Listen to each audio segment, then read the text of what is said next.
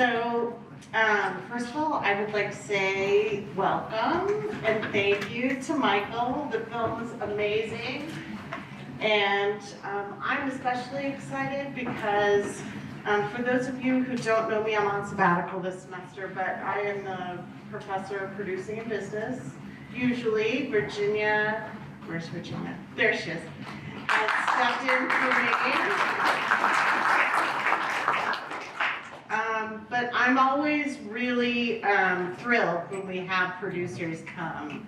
It's unique, as you know. There are definitely more aspiring directors and writers and DPs, generally speaking, than producers. I know we do have a few producing majors here. Can I see a show of hands so we can give you props? Taylor? Yes? There's one. I counted three. Three total. Producers. So I think I'm going to start out with a really elementary question, and you're Sure. more than welcome to be much more kind of advanced about your answer than my question may indicate. But what is a producer? Good question. I don't think my parents have figured it out yet either. Yeah. I define a producer as anybody who is involved in gathering the things that are necessary to make a movie or a TV show or whatever. If you're responsible for gathering any part of it, or most of it, then you are a producer. That can mean getting the cast, getting the crew, getting the money, all the things that are necessary. And I think that a real producer is somebody who's responsible for getting a lot of those things and being right there in line in vision with the director. And when I was an undergrad, I didn't really know what a producer did. We didn't have a producing program. We didn't have a producing major or concentration. We just watched a lot of movies and we did a little bit of production, and most people wanted to be writers or directors, basically. And I found out really quickly that I didn't want to be a director. I mean, I directed my own thesis film when I was a senior, and I did not like the experience of, it felt strange to me to think that whatever I had to say with this film was worth everybody kind of working overtime and really going out of their way for what I had. It wasn't very natural to me. So what was more natural to me was to be one of the people on the set who was supporting somebody else's vision or project or thing that they thought was really important. I was way more likely to be the person being like, yeah, what you have to say is really cool, and I really like your stuff, and I'll do whatever is necessary to make your thing happen. And that's how I got into producing, basically. I mean, one of my friends at college, I really liked his stuff. I thought it was really good. I worked on a senior thesis film, and then we just kept working. I kept being one of the very few people that would just point to his stuff and say, I really, this is really good, and I'll do whatever it takes to make that happen. And when you first start out, if you're the person, on the short film that he did after college, there was very little difference between a producer and a production assistant, because there was only 5-6 people on set, so I was just doing whatever needed doing. And at the end of the day, that is still what a producer is. You do what needs doing to make a movie happen. And are you doing that now, or are you doing other things? No, sure, yeah, I'm doing that now. We have a production company that we formed basically after Beasts of the Southern Wild came out, and then the first movie that we made really as a production company, the first fiction film that we made as a production company after the company was formed was this one, was Patti Cakes. And so for about 5-ish years now, we've been making movies with various directors, and I'm always, whatever I'm doing is usually towards the end of gathering something that is needed for a project to go forward, or giving notes on something, or trying to find financing for something, or trying to pitch something to get financing, or whatever. It's always in service of trying to get a project off the ground or staying on track. So that interim step between, the 5-people crew and Yeah, Beast of the Southern Wild, for example, sure. where did your path go? How did you kind of figure out what my next step is? I know that probably for many students, like, how do I get from A to Z? Yeah, sure. I mean, I had to learn that it wasn't a straight line, honestly. I mean, let's see, after, I was working in Montana in a coffee shop, for example, and I was driving home, and I took a road trip through New Orleans, which is where my friend from college, who was the director whose work I liked working on, he was making a new short film. And I was, 5 months out of college, and he was telling me about what it was, and I was in New Orleans for the first time, and I thought that it was an amazing place, and I sort of said to myself, again, like, what you're doing here is really cool, and I want to come back and do it. And so I think about 6 weeks later, I came back, and for a solid 3 weeks, I basically just did production assistant work. I think at that time it was about gathering kind of props and art department material, so we would drive around and just look for stuff that was on the street that we could use in the movie.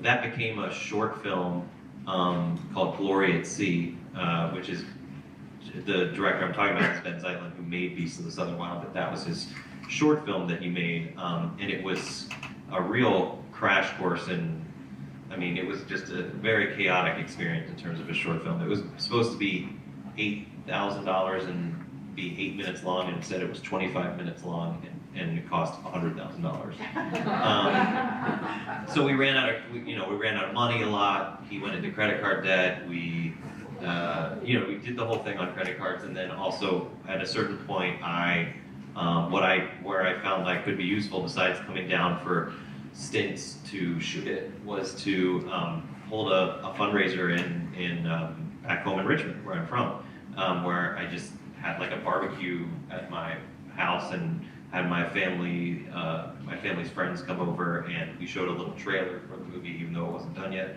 and had people donate. And so technically my credit on that is executive producer, because besides being basically a PA on set, I was also raising money for it. But yeah, that was in 2007, and we didn't go down to New Orleans to make Beast until 2009. So, sometimes your first couple of years out, you just try some different things. So while Glory at Sea, that short was going on, I was actually up in DC at an internship, and I would fly down to New Orleans when I could to help on the movie. But I was interning at a think tank here, and that actually led to me eventually working on the Barack Obama campaign in 2008, and had on the surface has nothing to do with making a movie, but at the same time I learned how to go door to door and ask people who they're voting for, try to get them to vote for somebody that usually they didn't want to vote for, and it taught me how to talk to strangers and organize volunteers and call people who didn't really want to be talking to me, which is something you have to do a lot when you're a producer. So all of that was very helpful, and it's I guess I could have been making another movie at that time, but it's all to say that you don't need to have a direct path. Sometimes it's a weird one, and I came out of that experience. Glory at Sea had played on the festival circuit for a while. We had interest in making Beasts. And again, I was one of 3 people who were just there at the beginning of Beasts and said, I'll move down to New Orleans for this. I'll make this movie with you. And as a result, I produced the movie, and now have this company, and we're able to make Patti. And actually, fun fact, Geremy Jasper, who directed Patti Cake, is the star of Glory at Sea. If you ever watch it, I think it's online on Vimeo. But it's a great short film. I think it's a great short film. It was a pain to make for sure, but it's a great short film. And he's the director. So when you first started with Beasts of the Southern Wild, I'm sure a lot of the producing tasks that you had done on the short films, you were able to apply, but there was certainly a whole new frontier to conquer. And I'm also sure that probably working on the campaign helped you to become more comfortable asking for things, which Sure. is always really hard, especially when you're having to ask for money. But how did you bridge that transition from short to feature?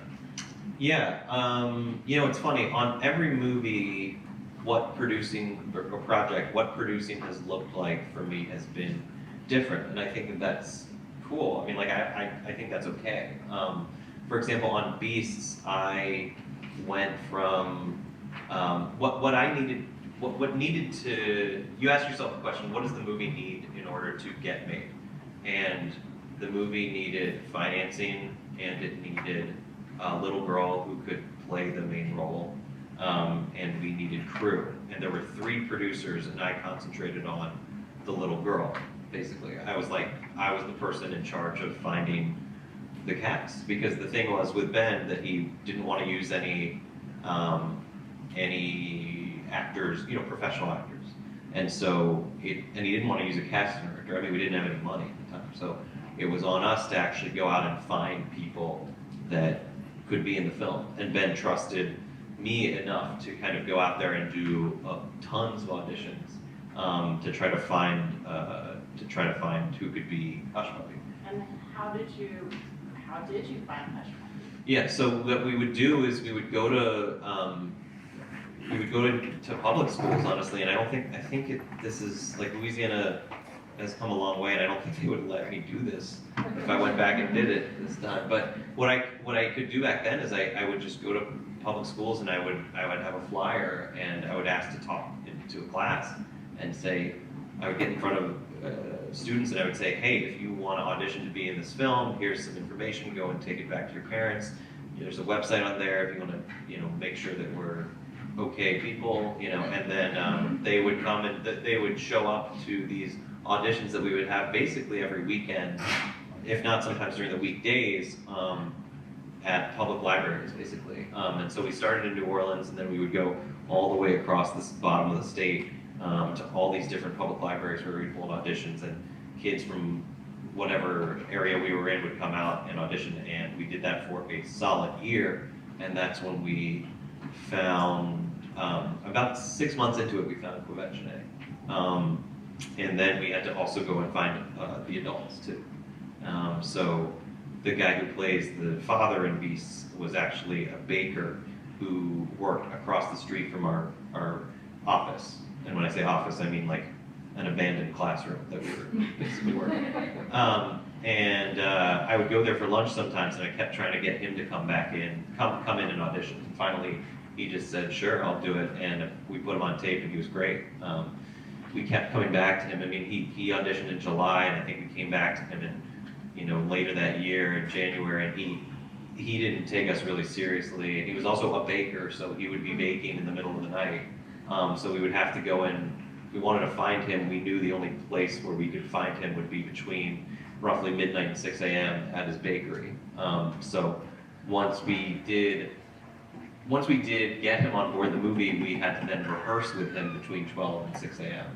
And it was probably the craziest part, but one of the craziest points in my life, where I would go to sleep at around like 10, wake up at 1, go over there, rehearse a scene with him, and then go back to the bayou, a few hours later. It was strange, but it was great. It was also really fun. How many times did you get shushed in the library trying to do your auditions? Well, fortunately, these libraries, I don't know what happened, but Louisiana got a lot of, maybe it's FEMA money or something, but they got some nice libraries in Louisiana, and a lot of them had rooms that were separate from the library, so we could do our thing. Yeah. So does that mean that Beast was not a SAG film? Beast was not a SAG film. No, That takes a lot of pressure off and a lot of money. It does, yeah. For a long time, there was SAG, being Screen Actors Guild. There was a debate as to whether or not it was tricky, because we knew that she was not going to be SAG, and then the next question was the father, and there was somebody who we liked for the father, weren't completely sure of, and we had to ask him if he would basically kind of renounce his SAG membership or do what you call SAG FICOR, which no one really knew what it meant, but basically we would have gotten him in a lot of trouble with SAG, and he was not comfortable with it, and then we would just, the more we talked about Dwight, the more we liked him for the part.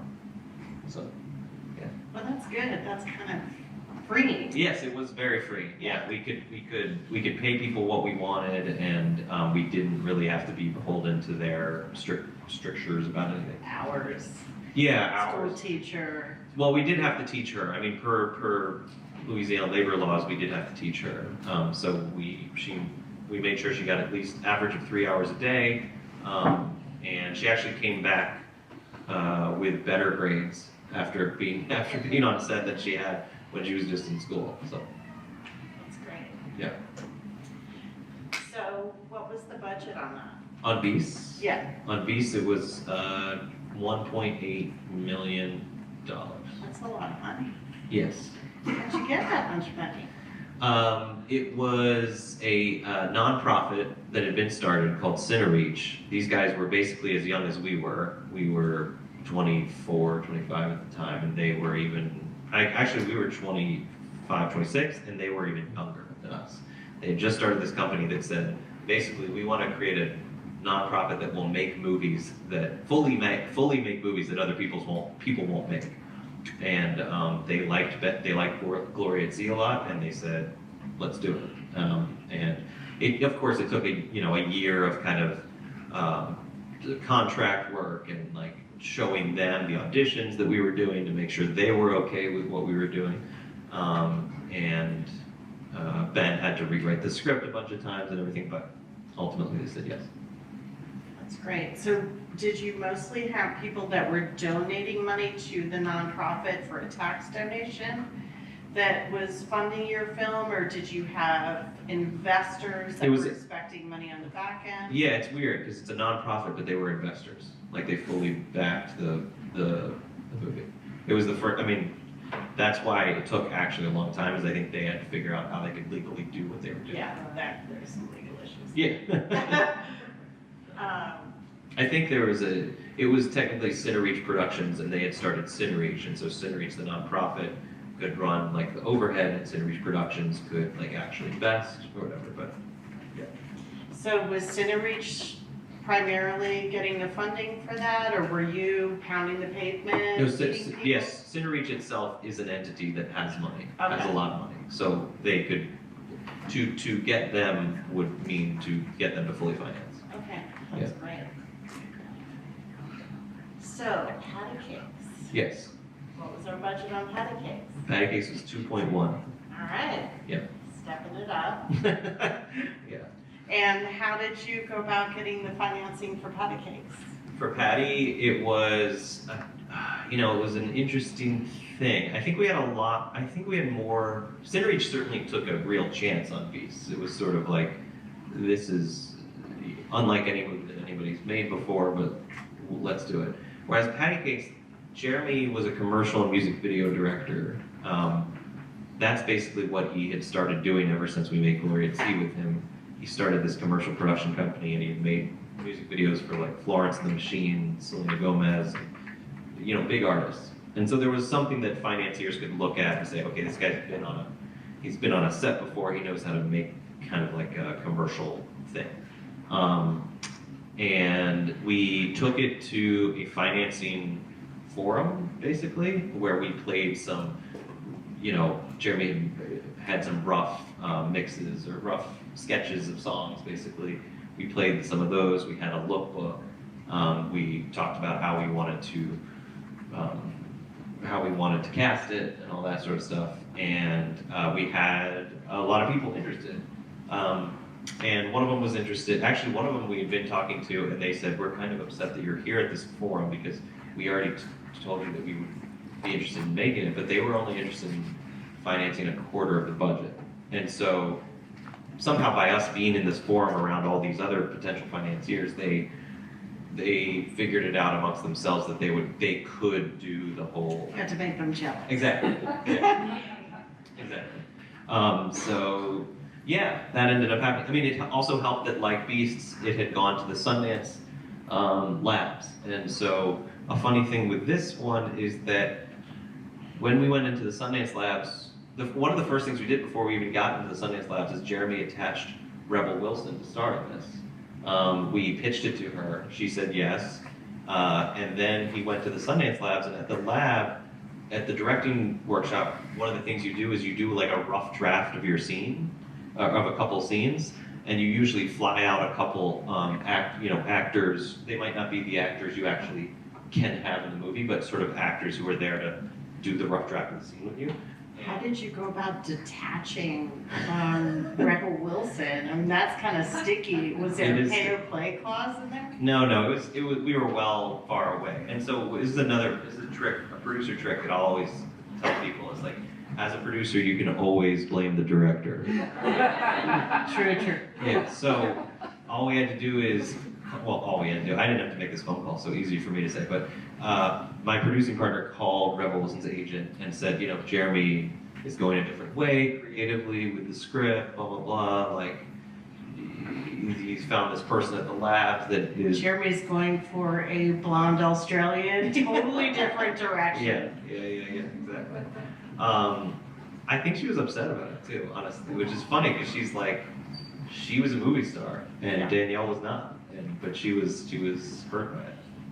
Danielle was amazing. Yeah, I think so too. It's impossible to think about Rebel Wilson in this part for me now. It's a completely different movie that I did not want to make. It would have been a shiny penny versus totally a rough stone. Exactly, but in the original version of this, the first draft that Geremy took to the lab, it was a lot bigger and broader. There were like scenes of them going in this like underground tunnel to Atlantic City where there's some giant concert where like Snoop Dogg shows up in a hologram or something. It was wild. It had so much other, it felt like, it just felt like what we called the kind of like Wayne's World or SNL version of this, in which case, like, Rebel Wilson would have made sense, but it wasn't that. I mean, the script was so crazy that one of Jeremy's mentors at the lab was Quentin Tarantino, and he read the script and he said, so the whole second half is a dream sequence, right? That's how wild it was, because it didn't have any bearing on reality. So one of the things that happens in the Sundance Lab is they make you really concentrate on what's the core, what's really important about this film, like what about it is personal to you, what's the most intimate version of this. And so Geremy got a lot of feedback and thought about it really hard, and he dressed it down. He made it from something that was like big and broad into something that was really personal for him. How involved is the producer in the Sundance Directors Lab? You're not. I mean, they're there. You help them get the application in on time, basically, and then they're there by themselves. I mean, they're there with their kind of circle of other directors for.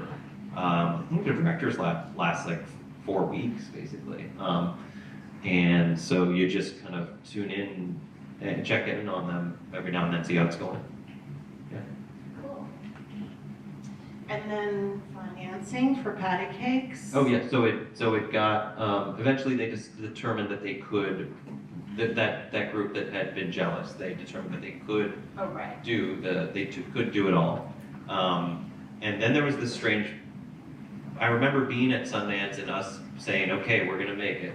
And then there was a year, 2015, where Geremy had one last commercial job, but it was a big one, which was a branded content short film with David Beckham and Kathy Moriarty and Harvey Keitel and all this stuff. And it's like a 20-minute short film that's online right now.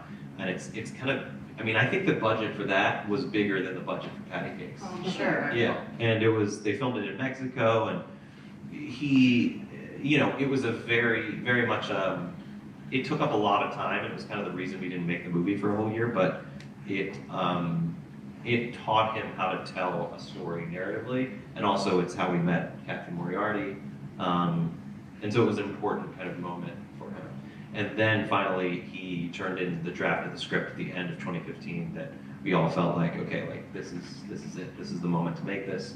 And we moved to New York to fully commit ourselves to making it. How did you know how much money to ask for?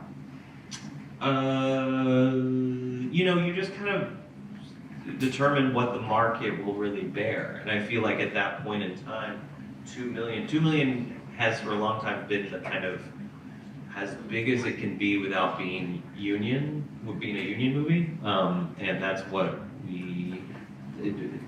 that was part of the determining factor. And also it just feels like if you ask for much more than that, it gets into a weird zone where you have a little bit of pressure to be union, and also investors are less likely to.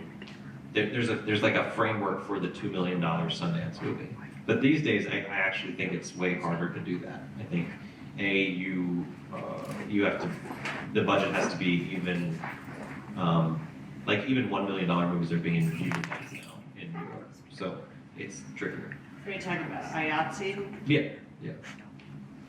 Was Geremy DGA? No. Okay, so you were free of DGA and WGA. Yes.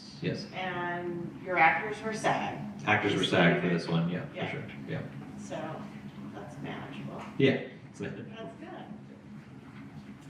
And so when you set your budget, Mm-hmm. you think you need 2 million or whatever, and then let's say you find Kathy Moriarty, Yes. and she's great for the part, and you want her, but she wants a big chunk. What do you do? Sure.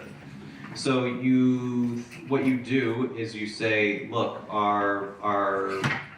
the biggest star in this movie is Danielle, and she's making scale, and so we're gonna have most favored nation across the board. Everybody's gonna just get paid scale.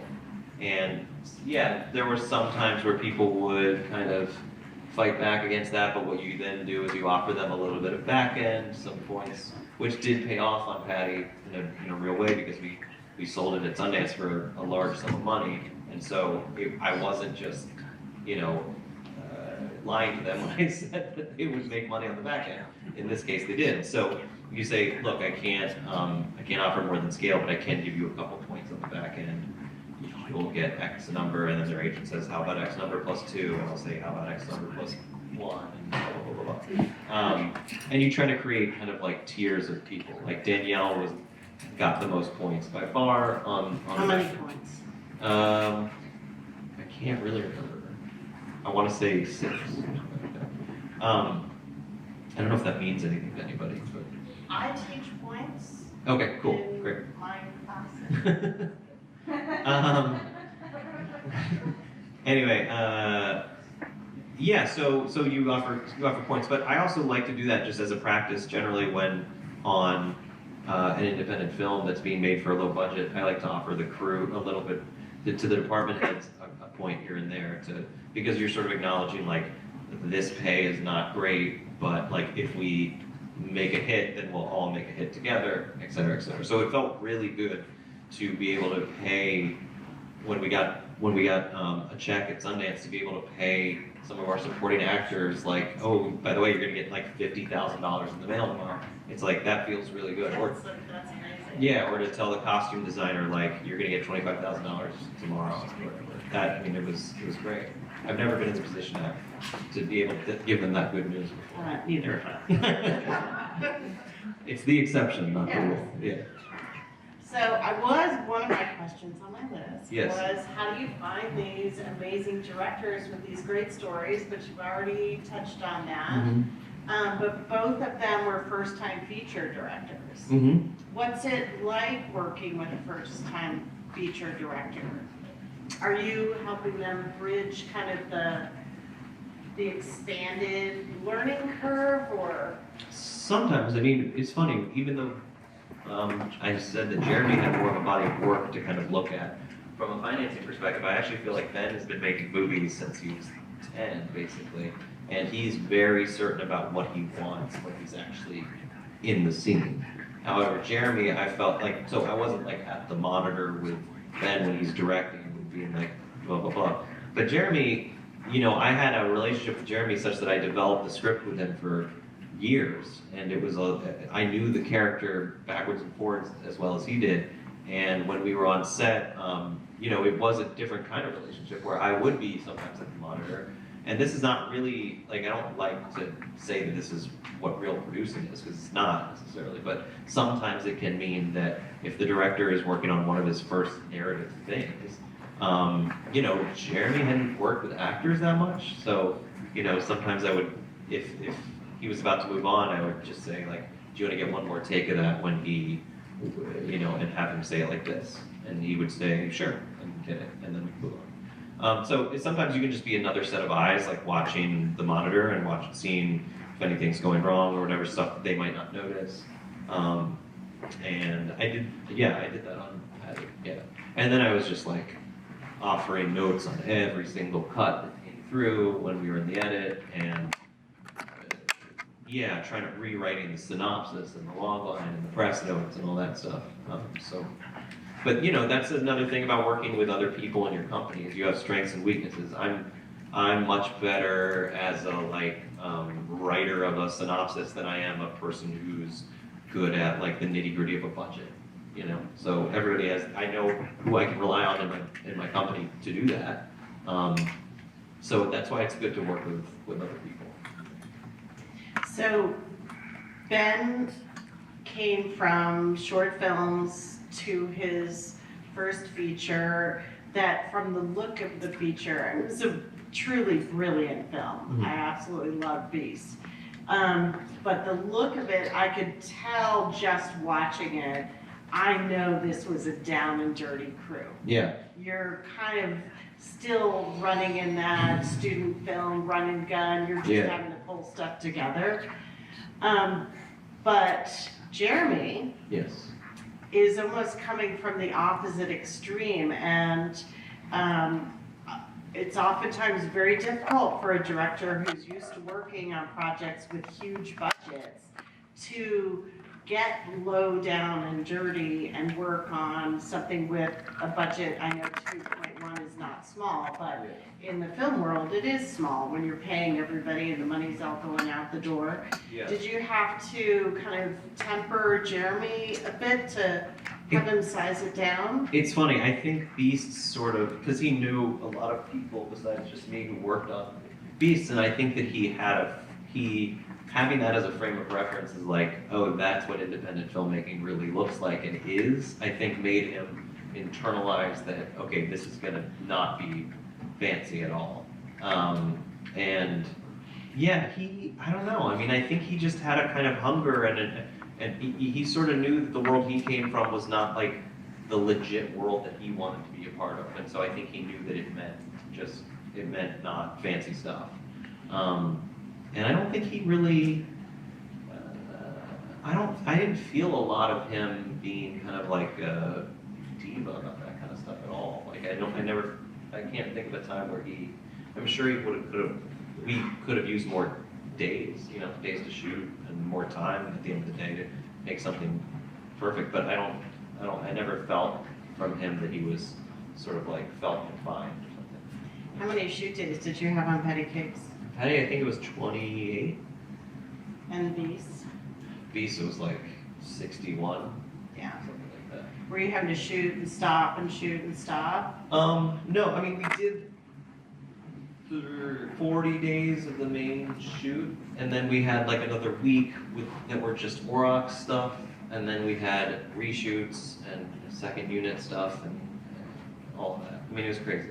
I mean, one of the ways we did, we talk about finances, I just was reminded of this because I was speaking with my producing partner in a setting like this, and he reminded me that on Beast, besides particular crew members like the production designer, I don't even know if this applies to Ben, but besides the production designer and the like director of photography, basically everybody on the crew made like $434 a week, which was just above minimum wage. Myself included, and that's a thing that you can do that's a lot easier to do if you say, look, the producers, the director, everybody is going to just be making this much, and you have to just sort of be okay with this if you want to come and work on the movie. Totally fine if you don't want to, because I know it's crazy. But the pitch to a crew member on Beast most of the crew on Beast had never really worked on a movie before, but the pitch was, you won't make a lot of money, it will be really hard, but you'll be staying in this crazy part of the country, which is amazing and beautiful, and you'll be staying, we'll provide you with housing and food, and everybody will be kind of like living in the same place all together. And a lot of them just knew each other and so there was kind of like a familial vibe to it, basically. Did you rent out a camp or something with cabins, or did you have hotel rooms? Where did you put everyone up? Yeah, there weren't a lot of hotel rooms on Beast. It was just a lot of like locals who were down to kind of rent out their back room for a night, for a few weeks. I lived in a RV that was like a fishing camp, yeah, basically. And then right next to me was a camp that was just a bunch of bunk beds, basically. And yeah, I mean, it was real. Yeah, it was crazy. It was great. I was one of the only people who had like my own room. You had the checkbook, right? You needed that seclusion. Exactly, yeah. So what's the craziest war story from the set? From Patti? Patti and Beast. Let's see. From Beasts, I hate talking about Beasts so much because I don't know how many people have seen Beasts of the Southern Wild. Okay, so not that much. Let's see. Well, I'll just tell it because it's interesting. But on Beasts of the Southern Wild, we kept pushing. It's set in Louisiana. We filmed in Louisiana. We kept pushing the shoot date because we didn't want to be in hurricane season. And that's a real concern in Louisiana. So from basically, June until November, like we couldn't shoot where we were shooting. So finally we set a date to start shooting on April 20th, 2010, which was the day that the BP oil rig exploded or whatever. Well, the oil spilled. That's what it didn't explode. I mean, it did explode, and there was also oil spilling everywhere. So that ended up affecting our shoot in a major way because that was right off of the coast of where we were shooting, and so one of our main locations got taken over by BP as a place to kind of launch their boats that would go out and try to do the cleanup, basically. So we had to move our schedule around to accommodate that, but it was just ironic that, we were trying to like work around a potential environmental disaster and then another one happening on the first day of shooting. Wow.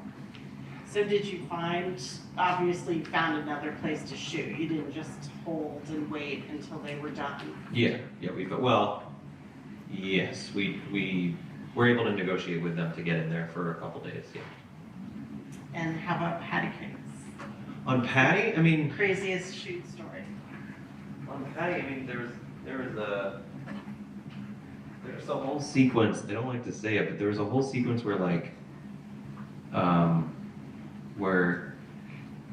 Bastard is beaten up by Danny. Danny meaning the white dude that Danielle has a crush on. He and his like boys or whatever, like, beat up Bastard, and it was just like kind of, I remember being in the post, this is not really a war story, but it's just kind of a thing you go through, is like the draft had all this stuff in it that wasn't as crazy as it had been, but when we shot it all, and then when we were kind of in post, we were like, this movie just takes like a weirdly ugly turn at this point, where you have these three white thuggish dudes like beating up this poor kid, and it was like, we need to take this out. And it definitely, like sometimes a director just needs to see it in an audience, like in a rough cut screening or whatever, in order to feel it in the room, like, right, that doesn't really work. And so we did that with that moment, and thank God, and then we also had to come back and do because of where that fell in the narrative, we had to kind of patch other things together and shoot the scene where Bastard and Patti get together in a new way. They were always going to get together, but because of where the other stuff had happened, we had to go back and fill those kind of holes up, essentially. And so we did. We did a reshoot. So you saw that when you were watching the dailies or after you were? No, it was assembling the movie? once it was assembled and once we were like starting to, I mean, a common thing is that you do a feedback screening where we would usually do it with 12, 15 people and talk to them about what they liked about the movie, what was working, what wasn't. Usually try to be like smart people that you trust, maybe some people who have filmmaking experience, that kind of thing. Did you have to do pickups to Yeah. bridge that story gap? Totally, yeah. Because the way it worked is he was all broken and busted from the fight, and that's when she kind of picks him up and brings him into his shack and they do their thing. But instead, so we couldn't have that first part, obviously. And so we had to kind of justify, that's what it was. We had to have him be packing his bags to leave and her walk in on him and be like, where are you going? And then for them to get together. Does anybody should we ask a question? Yes, absolutely. Anybody have questions? Questions? Yes? What do you think is the highest risk at being a producer when you're on a project? The highest risk? Ooh, the highest risk. I mean, the thing that you're always worried about is that some awful thing will happen that will make it so that you can't shoot the next day film or something, that you get completely off track, that an actor quits or that an editor quits or that you don't capture a scene how you should have, and as a result you don't have the movie that you thought. That's the scariest thing to me, is like something that actually prevents you from being able to even finish the movie as you wanted to finish it. Yes? As a producer, what do you look for in a script? Myself, our production company tends to look for something that feels different, but that can, like a voice that maybe hasn't really been heard before, but something that also will make people, that feels, accessible, or gives people an experience that they wouldn't otherwise have. That, it has to definitely, I don't like the word impact, but I feel like you should leave the theater being impacted by the film in some way, shape, or form. I don't think we like to make stuff that feels pretty generic. Like with this one, I feel like this movie is, it's in a lot of ways it's a narrative you might feel familiar to you, but I don't think it's been done with this kind of character before, in this particular kind of setting, that kind of thing. So definitely something that feels different and fresh. Stuff has to be making movies is really hard, and it takes up, as a producer, it'll take up years of your life, and so you really have to feel like there's something special to it in order to commit yourself to it. Especially as an independent producer, you're having to do a lot of stuff that people in Hollywood or who have large companies don't really have to do day to day, and so you really have to love the movie. You really have to love it. Good.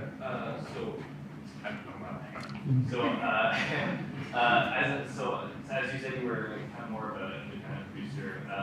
With that being said, what traits would you find as the best qualities towards the rest of your team, and what would you kind of consider your dream team? You mean what traits do I look for in people that I partner with? Yeah. Well, if you're an independent producer of any kind, you have to really be okay. It sounds stupid, but being independent. You really have to not be looking for anybody else to kind of tell you the rules of stuff. You have to be pretty resilient, and you have to persevere. You have to continue to do, because everybody's just relying on you, and nobody else is going to make sure that film gets distribution, or make sure that the people are paid on time or whatever, if not you. Whereas in a studio, there's machinery at work that just makes sure that happens. In terms of what I look for in a partner, it's funny, I've only worked with people at my company, which is a pretty small one. We have 3 producing partners and 2 support staff right now. And I look for people that can, I think a thing that's really important to get movies made is engendering momentum. Like, at a certain point with Patti Cakes, we just decided it was time to make the movie, and we just, Geremy was kind of fine. It was a weird thing. He was sort of fine doing his commercial thing, but we had the financing, and we said, like, it's time to make this. And the best quality that you can hope for in a producer is that they make something feel like it absolutely has to happen, and it's inevitable that it happens soon. Because there's so much stuff that goes, there's so many like potential projects, there's so many drafts that are not quite as good as they could be. You can get stuck very easily in like a limbo. So a real quality that I think is important is for somebody to bring something that's in limbo to kind of like an execution point or like a point of turnover, so it can actually like happen or not happen. Like I actually, there's a project that I'm taking around right now that the script is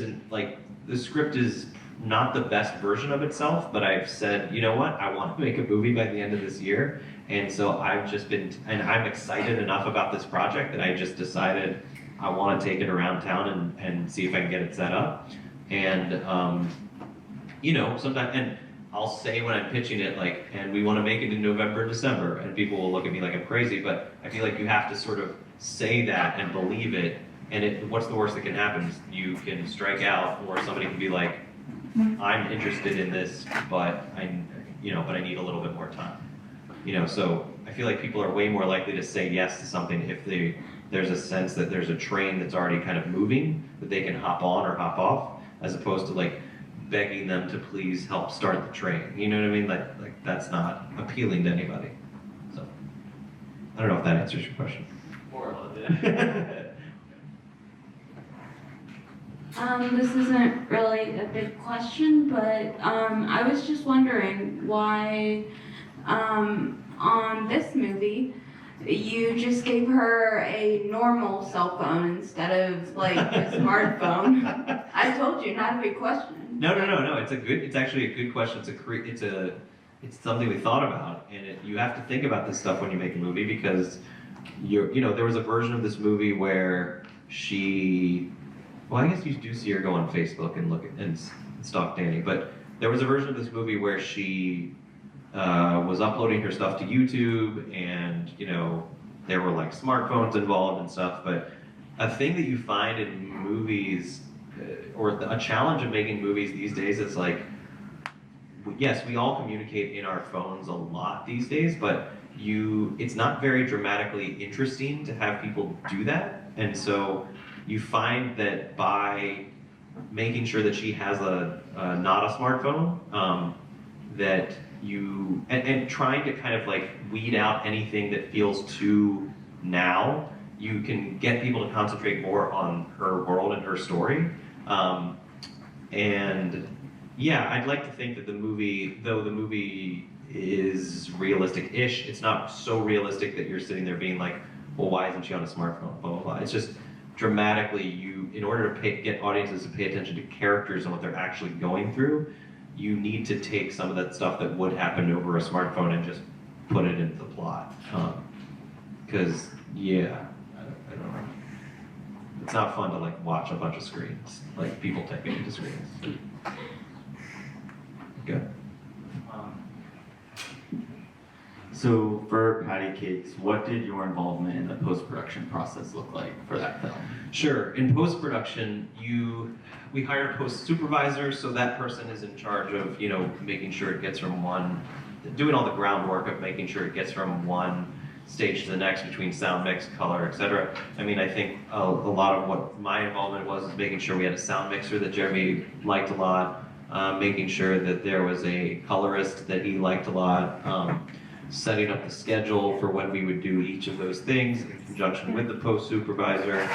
But mostly it was still continuing to be his key creative collaborator and give him notes on every cut we could. And I wasn't even really living in New York at the time, so I would come up, I don't know, once every week or two, basically, and offer new stuff. Setting up rough cut screenings, like I was saying, where he can get feedback. There was a point where we tried a different editor, so hiring her, taking her on, was a part of the process. And then once we got that phone call for Sundance, it was about, prepping all of our materials. What is our poster going to be like, and what's our, it was a job to basically hire the behind the scenes guy and make sure that he was getting good stuff and have him edited into something that could go on the Blu-ray, that whole thing. Yeah, and then into Sundance itself, where you are part of. It was me and 3 other people who were basically making the decision about who would distribute the film, and that's the thing where you have a bunch of people coming in at like midnight, 2 a.m., 3 a.m., coming into your condo thing and sort of presenting you with this is what we want to do with the movie. We want to play it in these cities. We think it appeals to these kind of people. Here's our plan for it, and you sit there and you decide which of them you want to go with. And so in this one we had Neon, Fox Searchlight, Amazon, and Lionsgate who wanted to put out the movie. And you're trying to make a decision about who you think best would do the best work. Also, they're offering a certain amount of money, and you just kind of take your best guess. But that's definitely a part of the producer's role right there, is to figure that out. What was the determining factor for choosing Searchlight over the others? Sure, so Searchlight had put out Beast of the Southern Wild, and that had done pretty well, and they had done pretty well by it. And so we thought, Neon actually wanted the movie for more money than Searchlight did. But Neon was brand new at the time and had not really they put out one movie. And so no one really knew what to make of them. Didn't know if they were gonna be around in like 6 months. And so they were basically saying to us, we want to launch our company with your movie. And we were really intimidated by that. We were like, that's a lot of risk that I don't know. It just felt very risky to sign up with this brand new company that we absolutely liked. Like, they were great. Like, they had a great pitch for the movie, and their enthusiasm was real. And I don't know what would have happened if we had gone with them. Maybe we would have done better at the box office. But Searchlight gets up there and they're like veterans. They've done this before. We knew them already. And they were like, yeah, this is what we do. We put out independent movies that audiences like. And we're like, right. But I think that I don't know. If I had to do it over again, I don't know if I would do it with them. Don't tell them I said that.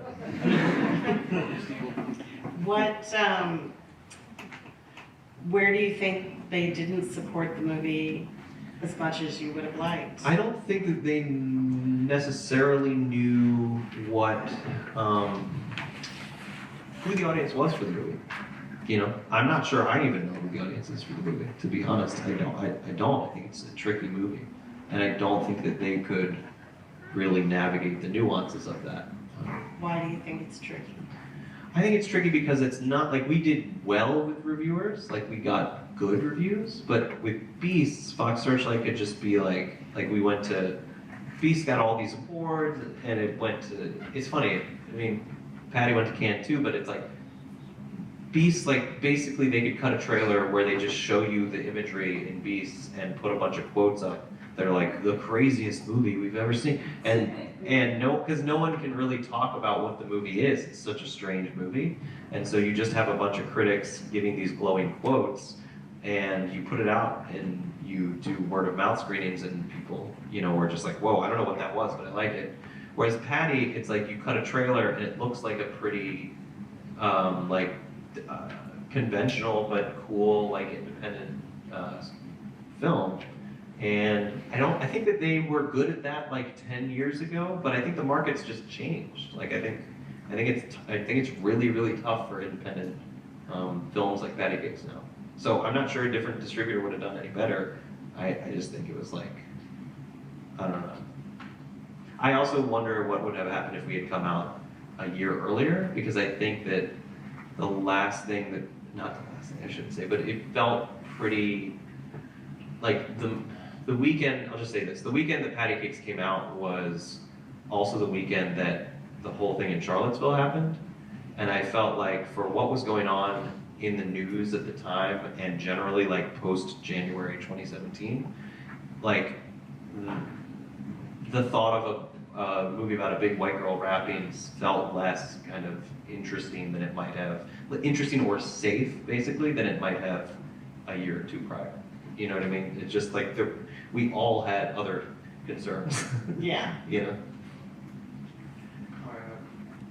Like when you guys, first off, I was gonna say I really enjoyed the movie. I really thought, like, I really related to this because I'm actually not just a filmmaker, but I'm also a rapper myself. I've done raps before, I've done it, especially, and I know how hard it can be sometimes, like indie industry, just like to produce your stuff, especially with like YouTube, as you were saying, like how if you did the movie on like that, it would make it easier. Like, were you like, because you were talking about like how your studio's like more indie, was that like kind of like for Patti Cakes, how like it really did feel like a 90s kind of like, it was like really indie? Was that like kind of like your drive, instead of using like smartphones, you wanted to get that indie style because that's how you guys were basically making your movies, I guess? Yeah, that's interesting. I've never thought about it like that, but I like that. I mean, I think it's more like the genuinely indie thing that you're talking about is probably a product of the fact that like Geremy, the director, grew up in I mean, the 90s thing that you're identifying, it's like that's when he grew up, and I think that's where his conceit of sort of like making it, not making it, selling out, all that stuff kind of comes from. And so I never really thought about the metaphor of us as an independent film production company being like Patti, but yeah, it's sort of, yeah, I guess so.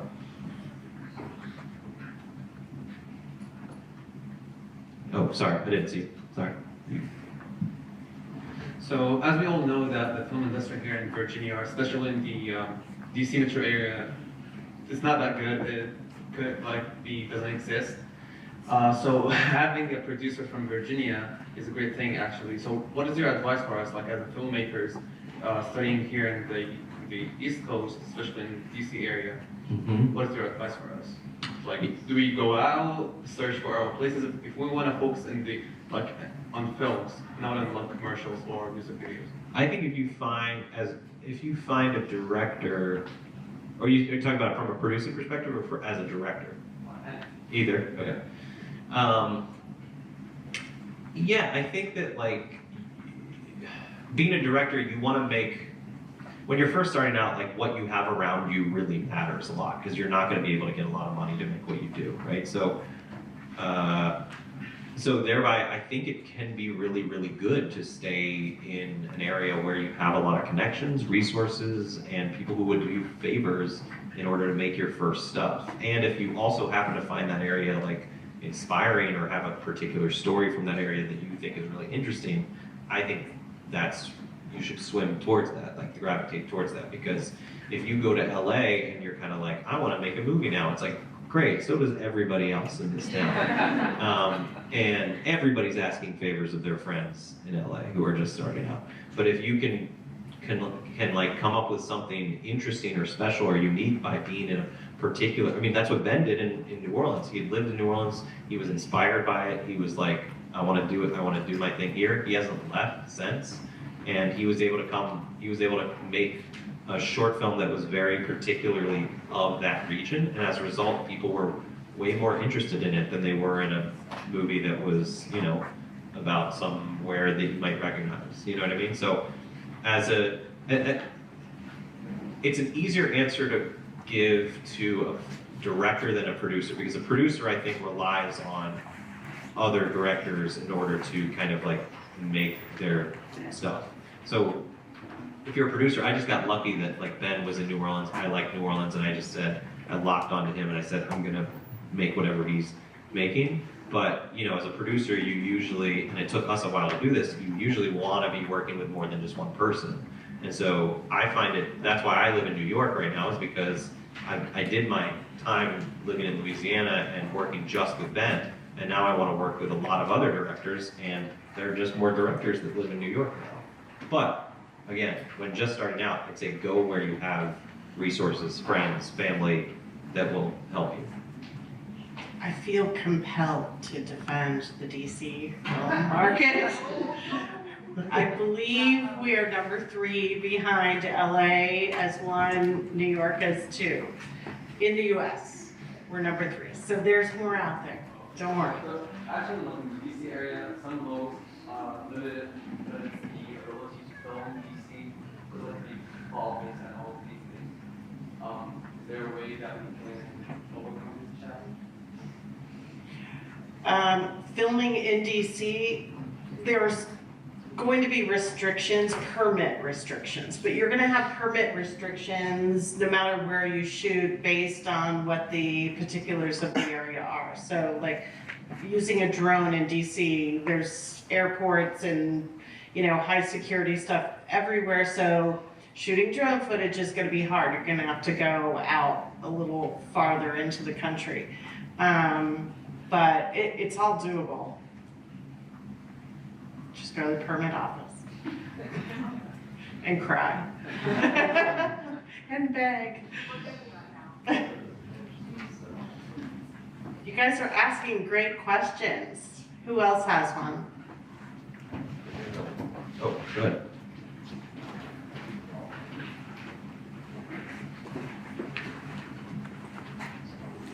So I guess this is kind of a two-part question. They kind of go together. First, in regards to Patti Cakes, was there any aspects in terms of like the finished film or the production that you weren't happy with or you would have done differently if you could do it again? And then also, in response to that, were there any big lessons you kind of took away from making the film that, okay, I'm going to do things differently on my next project, so to speak? It's funny. I would have to watch the movie. I know that there are parts when I watch the movie where I'm like, that should be, you know, like little tweaks that I wish were different. Sometimes it's just about sound. Like I watched the very end when I was in the back there, and I wish that how loud it is when the credits come on was how loud a lot of the scene right before the credits came on was. But that's just, you know, you'll always be doing. I mean, like.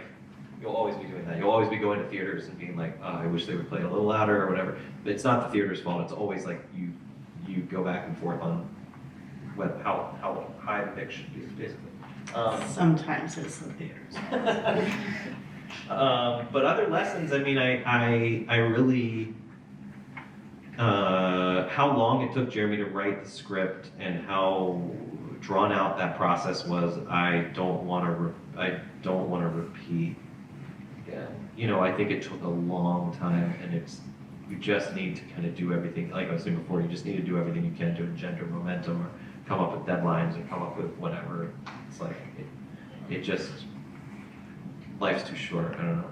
Sometimes I think that you can sit on something and wait for it to be perfect, or you can just kind of push it towards the next line, and then by pushing it towards the next line, then maybe the thing will turn into the best version of itself, which is what happened with Patti. We just decided we were going to make it in a particular timeline, and boom, Geremy made the best version of the draft.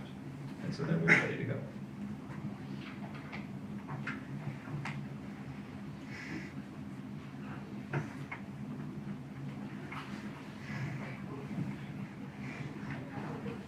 I just have a question about Beast. Sure. What was your first reaction, or like your immediate reaction when you found out that it was nominated for Best Picture? It was like 5 in the morning in LA, and I had no idea. I mean, I just didn't.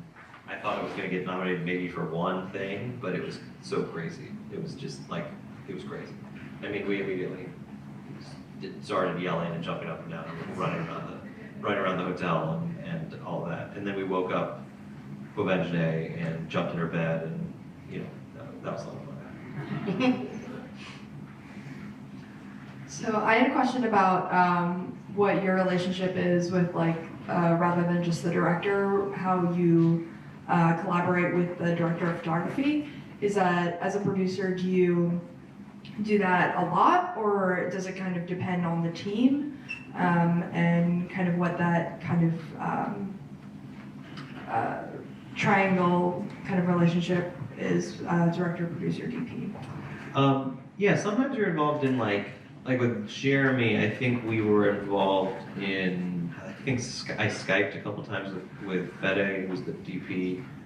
Sometimes, because he had never really worked with a indie DP, we sort of introduced him to a couple people and would talk to them first sometimes, but basically it's like, it's a director relationship, and so you wanna, once their deal is done, you wanna make sure that they have a good vibe together, and I don't really think of it as a triangle. I think it's basically like a straight line between them. They're real, they are in the, you know, that he was definitely Jeremy's like most tight collaborator for sure. So I mean, I have a relationship with him and I love the guy, but it's really their thing.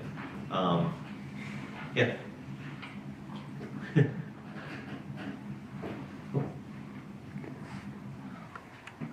So what's it like, Andy, to work on a film that was produced by Michael? Yeah, this is Q&A for you. Does everybody know Andy Riddle? Andy, wait.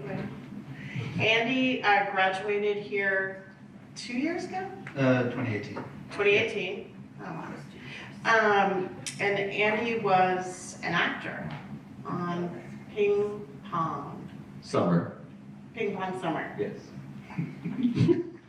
Yeah, what was the question again?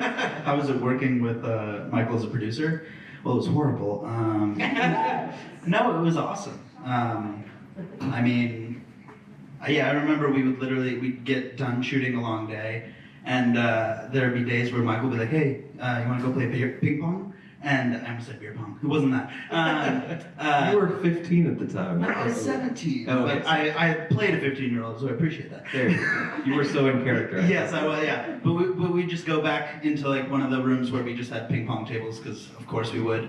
And we just go play ping pong, and it was really cool, because, you know, as being like 17 and kind of like, this was the first real movie that I did and got like a chance to look into. There were a bunch of great people on that set. And I still meet people who are like, hey, I was on that, but as an actor I didn't meet them. But they always say that's like their favorite set they were on. And I think Michael was one of those people who made it that way. Thank you. But it was a real cool thing, because the way we did Ping Pong Summer was kind of a combo of the way we did Beasts, where it was sort of like look in the area for actors who had limited experience. And also, like, you know, we had Susan Sarandon in the movie and John Also with limited experience. Oh, yeah. But that was my first time really working on a movie on a SAG movie with actors. But it was nice to do the kind of regional thing we had done on Beasts, but with you know, I don't know, more experienced veterans. Did you find Andy in school? I don't know, Andy. Where did we find you? Pat Moran. So Right. So- Right. That I wasn't the casting director on this one in the way that I had been basically on Beast, but Pat Moran is this like legendary Baltimore casting director, and a couple of the people on Ping Pong Summer came in through Pat, but some of them came again through like me and Michael Tully, the director, going to a library basically, or doing the equivalent, like just holding an audition. Like the lead, I think we found in Ocean City itself at a that kind of audition. Yeah. Oh, sorry, time. We can pull time. All right. Well, Michael, thank you so much. This has been really important.